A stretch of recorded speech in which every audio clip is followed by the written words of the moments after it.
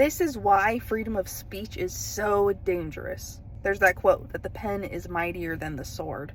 What this means is that ideas, writing, communication, words, it's more powerful than violence on society. In Revelation 12, verses 7 through 12, we learn that there was a war in heaven. Now, something to note about this war is if you look at it, it says that it was won by their testimony, by the word of God.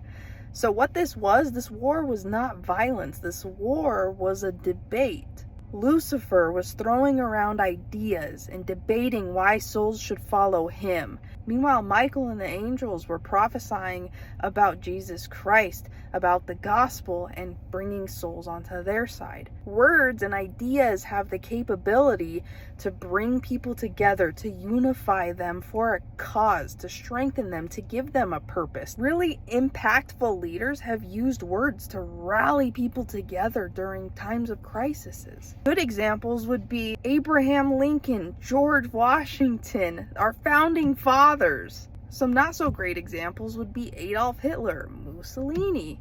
But this is why they're trying to take away freedom of speech, is because it's so dangerous to evil.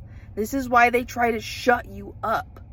This is why they try to censor your speech online. This is why when they cannot get you to be quiet, they turn to acts of violence.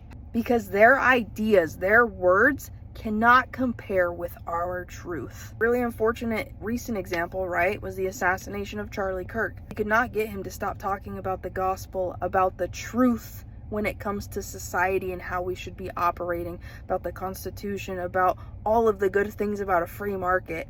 He was educating the youth so that way they could break out of the narrative that's being pushed by the left.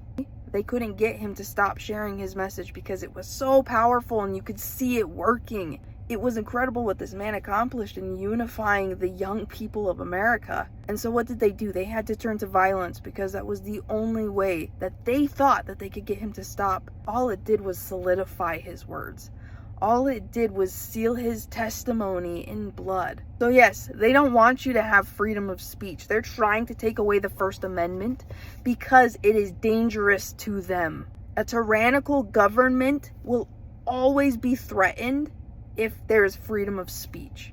That's why it's the First Amendment. These rights were not just created by man. These rights are endowed to us from a God on high. But that's the real reason why you see freedom of speech under attack, is because Satan himself is threatened by it.